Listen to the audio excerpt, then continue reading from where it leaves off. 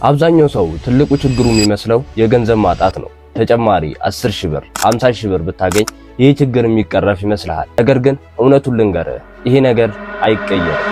ችግሩ የገንዘብ ማጣት ሳይሆን ገንዘብን በአግባቡ አለመጠቀም ነው። ስንት ብር አገኘህ የሚለው ነገር ሳይሆን ስንት ብር ካንተ ጋር ቀረ የሚለው ነው ዋናው ጥያቄ። ይህ ዕውቀት ለምትፈልገው ለግል ስኬት፣ ለተጽዕኖ ፈጣሪነት፣ ወደፊትም ቤተሰቦችን ለማስተዳደር ራስንም ለማስተዳደር የግድ አስፈላጊ ነው። አብዛኞቻችን ቸል ስለምንለው ነው እንጂ ሁላችንም ቤት የሚያንኳኳ ችግር ነው። ችግሩን ከነመፍትሄው የምንወያይ ይሆናል። ይህንን ቪዲዮ እስከ መጨረሻው ካያችሁት መሬት ላይ ሊወርድ የሚችልና ሊተገበር የሚችል ሁላችንም የምንፈልገውን የገንዘብ ነፃነት የምናገኝ ይሆናል። በማታውቁኝ ሰዎች ዮሐንስ እባላለሁ። በዚህ የዩቲዩብ ቻናል ላይ ስለ ቢዝነስና ስለ ፋይናንስ ያተኮሩ ቪዲዮዎችን የምሰራ ይሆናል። እንደዚህ አይነት ቪዲዮዎች የሚመቻችሁ ከሆነ ሰብስክራይብ በማድረግ ቤተሰብ መሆን ትችላላችሁ። ዛሬ በዚህ ቪዲዮ የምንወያየው ስለ ፋይናንሻል ሊትረሲ ወይም የፋይናንስ ዕውቀት ነው። የፋይናንስ ዕውቀት ማለት ገንዘብን ማስተዳደር፣ ገንዘብን ማከማቸት እና ያንን ያከማቸነውን ገንዘብ ደግሞ እንዴት አድርገን ነው ኢንቨስት የምናደርገው የሚለውን ነገር ነው የምናየው። ፋይናንሻል ሊትረሲ የግድ አስፈላጊ ነገር ነው። አብዛኞቻችን የፋይናንሻል ሊትረሲ ዕውቀት ችግር አለብን። ይህንን ነገር መቅረፍ ከቻለን አሁን የምናገኛትን ገንዘብ እንዴት አድርገን ነው እጥፍ ማድረግ የምንችለው፣ እንዴት አድርገን ነው ዲፕሊኬት ማድረግ የምንችለው የሚለውን ነገር የምንወያይ ይሆናል። 5 ስቴፖች አሉ። እነዚህን ስቴፖች የምንከተል ከሆነ የገንዘብ ነፃነት ይኖረናል። የፋይናንስ ዕውቀታችንም ያደገ ነው ማለት ነው። የፋይናንስ ነፃነት ስንል ደግሞ ብዙ ገንዘቦችን መሰብሰብ አይደለም፣ ብዙ ገንዘቦችን ማግኘት አይደለም።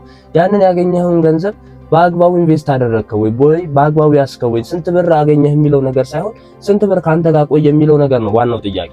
ስለዚህ ስንት ብር ነው ካንተ ጋር የሚቆየው? በወር 50 ሺህ ብር አግኝተህ 48 ሺህ ብር ወጪ ካለብህ ምንድነው ይሄ ዩዙ? በወር 20 ሺህ ብር አግኝቶ 10 ሺህ ብሩን ሴቭ የሚያደርግ ሰው ትልቅ የፋይናንሻል ዕውቀት አለው ማለት ነው። ስለዚህ ያንን ደግሞ ሴቭ ያደረገውን እንዴት አድርጎ ነው ኢንቨስት የሚያደርገው የሚለው ነገር የምናይ ይሆናል። እነዚህን 5 ስቴፖች የምትተገብሩ ከሆነ እውነተኛ የፋይናንሻል ሊትረሲ እና የፋይናንሻል ፍሪደም እንደሚኖራችሁ ተስፋ አደርጋለሁ። ይሄንን ቪዲዮ እስከ መጨረሻው ተመልከቱ። የመጀመሪያው ስቴፕ የገንዘብ ፍሰትን ማወቅ። የፋይናንስ ዕውቀት የሚጀምረው መጀመሪያ ወደ እጅ የሚገባውንና ከእጅ የሚወጣውን ገንዘብ ለይቶ በማወቅ ነው። ኢንካምህንና ኤክስፔንስን። ኢንካም የምንለው ወደ አንተ ገንዘብ የሚያመጣ ነገር ነው። ለምሳሌ ተቀጥረ የምትሰራ ከሆነ፣ በትርፍ ሰዓት የምትሰራ ከሆነ፣ ወር የሚከራይ ነገሮች ካሉ፣ ብቻ ለአንተ ገቢ የሚያመጡ ነገሮች ካሉ ኢንካም እንላቸዋለን። ደግሞ ኤክስፔንስን መለየት ነው። ኤክስፔንስ ወር ወጪዎችን በሁለት እንከፍላቸዋለን፣ ኒድ እና ወንት ብለን ማለት ነው። ኒድ የምንላቸው የግድ አስፈላጊ የሆኑ ነገሮች ናቸው። ወንት ደግሞ ፍላጎታችን ነው። ለምሳሌ ኒድ የምንለው የሰው ልጅ ነንና ምግብ መመገብ አለብን። ተከራይተን የምንኖር ከሆነ ደግሞ የቤት ኪራይ መክፈል አለብን፣ ትራንስፖርት መክፈል አለብን። እነዚህ ኒድና ወሳኝ ነገሮች ናቸው። እነዛን ነገሮች ካላደረግን ቀጣዩን ስቴፕ ማድረግ ስለማንችል፣ ወንት ደግሞ ፍላጎቶቻችን ናቸው። ለምሳሌ አንተ ሻይ መጠጣት ካማረ ቤት አፍልተህ መጠጣት እየቻል ውጭ የምትጠጣ ከሆነ ኦር ማኪያቱ ውጭ የምትጠጣ ከሆነ ተጨማሪ ወጪ የምታወጣ ከሆነ ወንት ነው፣ ፍላጎትህ ነው። ውጭ ወጥቶ መጠጣት ፍላጎትህ ነው። ልብስ እያለ ተጨማሪ ልብስ መግዛት ከፈለክ፣ ስልክ እያለ ሌላ ስልክ መግዛት ከፈለክ ይሄ ወንት ይባላል። አብዛኞቻችንም እያደህየን ያለው ነገር ይሄ ለወንት የምናወጣው ወጪ ነው። ፕሮባብሊ ኤክስፔንሳችሁን ትራክ ማድረግ ይኖርባችኋል። ኤክስፔንሳችሁ መመዝገብ ይኖርባችኋል። እለት ተዕለት ላይ የምታወጡት ኤክስፔንስ ምን ያህል ነው? ይሄ ነገር ነው እያከሰረን ያለው። አንድ ወዳጄ ሲነግረኝ በቀን 50 ብር ለቡና ያወጣ ነበርና ያንን ቡና ተወ። ያችን 50 ብር ዝም ብሎ ማጠራቀም ጀመረና በወር 1500 ብር ሴቭ ማድረግ ይቻላል ማለት ነው። ስለዚህ ሁላችሁም አላስፈላጊ የምትሏቸውን ወጪዎች መቀነስ፣ እነሱን ወጪዎች ደግሞ ሴቭ ማድረግ። ከዛ ሴቭ ካደረጋችሁ በኋላ ወደ ኢንቨስትመንት እንሄዳለን ማለት ነው። ስለዚህ አላስፈላጊ የሚባሉ ወጪዎችን መቀነስ፣ የቻላችሁ የገቢ ምንጫችሁን መጨመር ተገቢና አስፈላጊ ነገር ነው። ስቴፕ 2 ደግሞ በጀቲንግ ይባላል። በጀት ማድረግ ማለት ገንዘብህ አስቀድመ የት እንደምታደርገው መለየት ነው። አስቀድሜ የሆነ ነገር በጀት ካበጀት ኦር ለሆነ ነገር ካሰብኩኝ ለዛ ነገር ብቻ ነው የማደርገው። ፕሮባብሊ ተደጋግሞ የሚነሳና አብዛኞቻችሁ ታውቁታላችሁ ብዬ የማስበው 50 30 20 የሚባል ህግ አለ። ይህንን ህግ በየደረጃው መቀየርም ትችላላችሁ። 40 40 20 በየእናንተ በምትሰሩበት ኦር እናንተ ባላችሁበት ኮንቴክስት መቀየር ትችላላችሁ። ዛሬ ግን ስለ 50 30 ህግ እንወያይ። 50 የሚባለው ለኒድ ነው የምናደርገው። 50% ኦር ከምናገኘው ገንዘብ ላይ 50% የምናደርገው ለኒዳችን ነው ኦር አስፈላጊ ለምንለው ነገር። አስቀድሜ እንደነገርኳችሁ አንድ ሰው የቤት ተከራይቶ የሚኖር ከሆነ ለቤት ኪራዩ፣ ለምግቡ፣ ለትራንስፖርቱ ኒድ ነው፣ የግድ አስፈላጊ ነው። ያንን ነገር ደግሞ ካላደረገ ወደ ቀጣዩ ስቴፕ መሻገር አይችልም ኦር የዕለት ተዕለት ኑሮን ሊያደናቅፍበት ይችላል። ወንት ደግሞ የምንለው ፍላጎታችን ነው። ለምሳሌ የሆነ ነገር ሊያምረን ይችላል። የሆነ ነገር መግዛት ልንፈልግ እንችላለን። የያዝነው ስልክ ደብሮ ሌላ ስልክ ለማሻሻል ልንፈልግ እንችላለን። ይሄ ደግሞ ወንት እንለዋለን ኦር ፍላጎታችን። ይሄንን ወንታችንን መገደብ ስንችል ግን ፋይናንሻሊ ፍሪደም ሊኖረን ይችላል። ፍሪደም የምንለው ወንቱን ስላበዛን አይደለም። ገንዘባችንን በአግባቡ ተጠቅመን ያ ገንዘብ ለራሱ ገንዘብ ይዞ እንዲመጣ ማድረግ ስንችል ነው ፋይናንሻሊ ፍሪደም ነን የምንለው ኦር የገንዘብ ነፃነት አለን የምንለው። 20%ን ደግሞ ለሴቪንግ ነው የምናደርገው። 50%ን ለኒድ፣ 30%ን ለወንት፣ 20%ን ደግሞ ለሴቪንግ እናደርገዋለን ማለት ነው። ስቴፕ 3 ደግሞ ሴቪንግ ነው ኦር መቆጠብ አለብን። ቁጠብ ያለብን ከተረፈን ገንዘብ አይደለም፣ አስቀድመን ከምናገኘው ገንዘብ ነው። አንድ መጽሐፍ አለ፣ የመጽሐፉን ርዕስ ፕሮባብሊ አላስታውሰውም። ከአገኘኸው ገንዘብ ላይ የመጀመሪያውን 10% ለራስ ክፍል ይላል ኦር ሴቭ አድርገው ይላል። ስለዚህ ሴቪንግ ኢዝ ዘ ቢጊኒንግ ኦፍ ቲንኪንግ የሚልም አባባል አለ። የሰው ልጅ ማሰብ ሲጀምር፣ ነገውን ማለም ማቀድ ሲጀምር ሴቭ ያደርጋል። ፕሮባብሊ ያላደረግከውን ገንዘብ ነገ ሊኖርህ አይችልም። ኢንፍሌሽን አለ፣ እንደዚህ አለ። ኖ ኤኒሃው ሴቭ አድርገው፣ የተወሰነውን ነገር ሴቭ አድርገው። ያለው ሰውና የሌለው ሰው ይለያያል። ብዙ ጊዜ አደጋዎች ሊደርስብህ ይችላል። አያደርግብህና አደጋዎች ሊደርሱ ይችላል። የሰዎች ልጆች ነን፣ ተሰባሪ ነን አይደለ? የሆነ ነገር ቢደርስብን ሰርቫይቭ ልናደርግ የምንችለው በዛ ነው። ከስራ ልንባረር እንችላለን። ተቀጥሮ የሚሰራ ሰው ኦር ቢዝነስ ያለው ሰው ቢዝነሱን ሊከስርበት ይችላል ኦር ሊባረር ይችላል። እንዴት ነው ሰርቫይቭ ሊያደርግ የሚችለው? ኑሯችን ከእጅ ወደ አፍ መሆን የለበትም። ቢያንስ ከምናገኘው ገንዘብ የ3 ወሩን ኦር የ6 ወሩን ሴቭ ማድረግ ባካፕ መያዝ ይኖርብናል።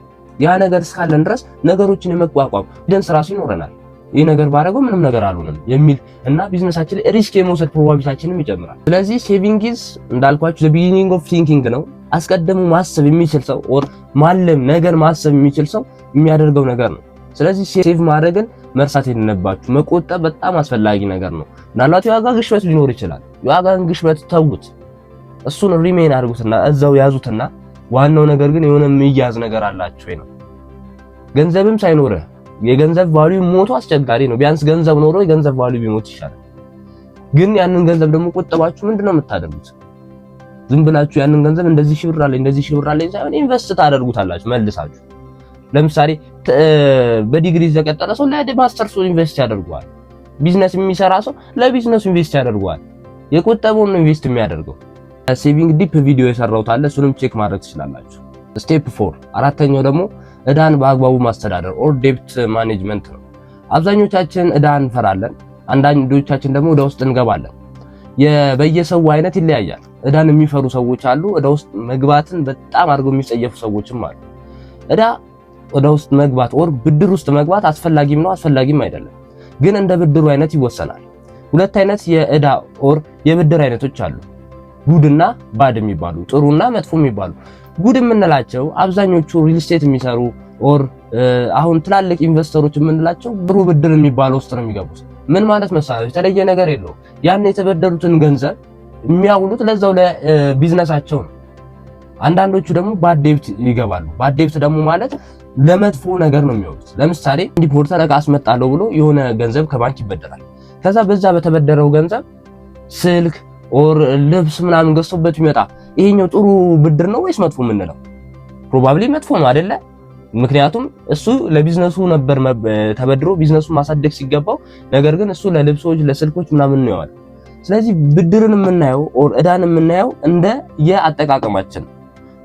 ትልቁ ባለሀብት ኤሎን መስክ ራሱ ብድር ውስጥ ይገባል። እኛ ሀገር ትላልቅ ኢንቨስተሮች ትላልቅ ባለሀብቶች ብድር ውስጥ ይገባሉ። ያለ ብድር ኦር ያለ ባንክ ደግሞ አንድም ሰው ሀብታም የሆነ የለም። ፕሮባብሊ ባንክ ነው ሀብትን ዲፕሊኬት እያደረገ ያለው። ባንኮች የድሃውን ገንዘብ ይወስዳሉ፣ ከዛ በኋላ ለሀብታሞች ያበድራሉ። እነሱ በመሃል የሆነ ኢንተረስት ትርፍ ይዛሉ ማለት ነው። ስለዚህ ይሄ ነው የባንኮች ስራ፣ ይሄ ነው ሀብታሞችን ሀብታም እያደረገ ያለው። ስለዚህ ብድርን መፍራት የለባችሁ። ግን ብድርን ተበድራችሁት ምን ላይ ነው የምታውሉት የሚለው ነገር ነው ዋናውና ወሳኙ ጥያቄ። ገንዘባችሁን በአግባቡ የምትጠቀሙበት ከሆነ ኦር ለቢዝነሳችሁ ከሆነ ኦር ለምትፈልጉት ኢንቨስትመንት ከሆነ ተበደሩ። ለምሳሌ G+3 እየሰራ ያለ ሰው G+1 የሚያሰራ ገንዘብ ቢኖረውና ሁለተኛውን G+2 እና 3ን እንዴት አድርጎ ሊጨርሰው? ብድር ውስጥ ይገባል። ከዛ በኋላ ያንን ብድር ደግሞ እየከፈለ ያንን እያከራየ ብድሩን ይከፍላል አይደል? ስለዚህ እንደዚህ አይነት ጌም ውስጥ መግባት አለባችሁ። ከቻላችሁ የሚያበድራችሁ የምታገኙ ከሆነ ለኢንቨስትመንት በተለይ ከሆነ ብድር ውስጥ ብትገቡ የተሻለ ነው። ፕሮባብሊ መክሰርም ሊኖር ይችላል። በኋላ ያለባችሁ ነገር ይሄንን ነው። ቢዝነስ የጀመረ ሁሉ ሀብታም ነው ማለት አይደለም። ባንኮች የሐራጅ ማስታወቂያ ያወጣሉ ብዙውን ጊዜ። ምክንያቱም ተበድረው መመለስ ስላልቻሉ ያንን ያስያዙትን ኮላተራል ይወስዱታል። ከባንክ ደግሞ ለመበደር ኮላተራል ያስፈልጋል፣ ወር የምታዝዙት ንብረት ያስፈልጋቸዋል። ለጥቃቅንና አነስተኛ ቢዝነሶች የተወሰኑ ብድሮችን ባንኮች፣ ማይክሮ ፋይናንሶች እነሱ ጋር ሄዳችሁ መበደር ትችላላችሁ። ፕሮባብሊ ትክክለኛ ዓላማ ትክክለኛ የቢዝነስ ፕሮፖዛል እስካላችሁ ድረስ ማንም ባንክ አይኑን ሳያሽ ያበድራችኋል። ምክንያቱም እሱ ማትረፍ ይፈልጋል። ሶስተኛው ደግሞ ኢንቨስትመንት እና ገንዘብን ማሳደግ ነው። ገንዘብን ባንክ ስላስቀመጥከው ብቻ ምንም ቫልዩ አይኖርም። ስለቆጠብከው ብቻ ምንም ቫልዩ አይኖርም። ያንን ገንዘብ ዲፕሊኬት መሆን አለበት። ያ ገንዘብ ወደ ኢንቨስትመንት መምጣት አለበት። ስለዚህ እንደኛ ሀገር ኮንቴክስት ደግሞ አዋጭ የሚባሉ 3 ኢንቨስት የምታደርጓቸው ነገሮች ልንገራችሁ። የመጀመሪያው የካፒታል ገበያ ነው። ፕሮባብሊ 1 ዓመት 2 ዓመት ቢሆነው የካፒታል ገበያ እኛ ሀገር ከተቋቋመ፣ ስለዚህ እዛ ላይ ኢንቨስት ማድረግ እንችላለን። የግምጃ ቤት ሰነዶችን፣ ቦንዶችን፣ ስቶኮችን፣ ኢኩዊቲዎችን እነዚህን በመግዛት ኢንቨስት ማድረግ እንችላለን። ስለ ካፒታል ማርኬት ጥልቅ ቪዲዮ እንዲሰራላችሁ የምትፈልጉ ደግሞ ከሆነ ኮሜንት ላይ ካፒታል ማርኬት ብላችሁ አሳውቁኝ። ስለሱ ጥልቅ ቪዲዮ እንሰራላችሁ ይሆናል። ስለዚህ እዚህ ላይ ኢንቨስት ማድረግ እንችላለን። ኢንቨስትመንት ባንኮች አሉ። ወደ ኢንቨስትመንት ባንኮች ሄደን አካውንት ከከፈትን በኋላ ከዛ በኋላ የግምጃ ቤት ሰነድም የመንግስትን ትሬዠሪ ቢልን ኦር ቦንዶችን የባንኮችን ሼር እንደዚህ አድርገን መግዛት እንችላለን። አሁን ሊስት የሆኑ ብዙ ባንኮች አሉ ለሽያጭ የቀረቡ እነሱን መግዛት እንችላለን። ፕሮባብሊ ደግሞ የኢትዮጵያ ካፒታል ማርኬት እያደገ ሲመጣ ብዙ ነገሮች ይኖራሉ። ገንዘብ ያለው ሰውና ገንዘብ የሌለው ሰው አንድ ላይ ተገናኝተው ትልቅ ኢንቨስትመንት ማድረግ የሚችሉበት ኦፖርቹኒቲም አለ ባደጉት ሀገራት እንደምናየው ማለት ነው። ስለዚህ ይህንን ነገር ለማድረግ የምትፈልጉ ከሆነ መጀመሪያ ኢንቨስትመንት ባንክ ሄዳችሁ ያለው ነገር ማማከርና መማከር ይኖርባችኋል። ሁለተኛው ደግሞ የቢዝነስ ስራዎችን መጀመር ነው። ፕሮባብሊ እናንተ የቢዝነስ አይዲያ ከሌላችሁ ቢዝነስ የጀመረው አውር አነስተኛ ቢዝነስ ያለው እና እናስፋፋው 50% ላንተ 50% ለኔ ብለን የዛ ቢዝነስ ላይ ኢንቨስት ማድረግ እንችላለን። ያ ቢዝነስ ሲያድግ ሁለታችሁም ተጠቃሚ ትሆናላችሁ። ያንን ስሞል ቢዝነስ የጀመረው አንተም ገንዘብ ካለ በገንዘብ ኢንቨስት ማድረግ ትችላለህ። ፕሮባብሊ ካፒታል ማርኬት ይሄን ነገር አሁን ላይ አልጀመረም እንጂ ወደፊት ላይ የሚጀምረው ነገር ነው። ስሞል ቢዝነስ ያላችሁ ቢዝነሳቸውን እንዲያሳድጉ ይሄኛው ኦፖርቹኒቲ የሚመቻች ይሆናል። ሶስተኛው ደግሞ ሪል ስቴት ነው። ፕሮባብሊ አሁን ላይ እኛ ሀገር እየተስፋፋ ያለው ሪል ስቴት ነው። እዚህም ላይ ገንዘብ በጣም ብዙ ገንዘብ ያላችሁ ሰዎች ከሆናችሁ ኢንቨስት ማድረግ ትችላላችሁ። ግን መሬት ትገዛላችሁ። ከዛ በኋላ አልምታችሁ እንደገና ደግሞ ያንን ነገር መሸጥ ኦር ያንን ሪል ስቴት ደግሞ ያለሙትን ሰዎች አንዱን ሪል ስቴት ገዝታችሁ አንዱን ቤት ገዝታችሁ ማከራየት ኦር እንደገና መልሶ መሸጥ። በዚህ ነው ይሄ የፑርዳርን የጻፈው ሰውዬ ሀብታም የሆነው በዚህ መንገድ ነው፣ ሪል ስቴት ላይ በመሰማራቱ ነው።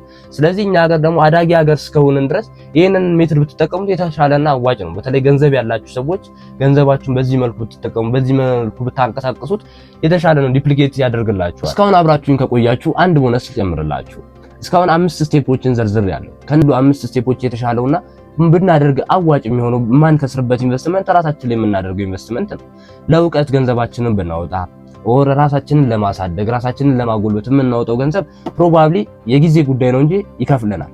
ስለዚህ ራሳችሁ ላይ ኢንቨስት ለማድረግ ምንም መሰሰት የለባችሁም። ራሳችሁ ላይ ኢንቨስት አድርጉ ሲባል መብረቅረቅ አይደለም፣ አይፎን 17 አይፎን 18ን መያዝ አይደለም። ይሄ አይደለም ኢንቨስት ማድረግ ማለት። ራስ ላይ ኢንቨስት ማድረግ ማለት ስፖርት መስራት ካለባችሁ ስፖርት መስራት፣ ማንበብ ካለባችሁ ማንበብ፣ እውቀት ነው። ፕሮባብሊ እውቀት ላይ ኢንቨስት ያደረገ ሰው፣ ስኪል ላይ ክህሎት ላይ ኢንቨስት ያደረገ ሰው ወድቆ አይወድቅም። ፕሮባብሊ የትም ሀገርም ልትሰደድ ትችላለህ። የትም ሀገር ብትሰደድ ይዘው የምትሰደደው ነገር እውቀትህና ክህሎትህ ነው። ክህሎት ያለውና እውቀት ያለው ሰው ወድቆ አይወድቅም። ላና የተማረ ወድቆ አይወድቅም አይደለም የሚባለው። ስለዚህ እውቀትና ክህሎቶች ያለው ሰው ወድቆ አይወድቅም። ስለዚህ ከኢንቨስትመንት በላይ አዋጭ የሆነ ኢንቨስትመንት ራስ ላይ ኢንቨስት ማድረግ ነው። እንደዚህ አይነት ቪዲዮዎች ደግሞ እዚህ ቻናል ላይ ፖስት የሚደረጉ ይሆናል። ይሄንን ቻናል ራሱ አንድ ሰብስክራይብ ማድረግ ስመንት አንዱ አካል ነው ብዬ አስባለሁ። ይሄንን ቻናል ሰብስክራይብ አድርጉ። የተመቻችሁን ሀሳብ ኮሜንት ላይ አስቀምጡልኝ። በሚቀጥለው ጊዜ እስከምንገናኝ ድረስ ቸር ቆዩኝ። ከልብ አመሰግናለሁ።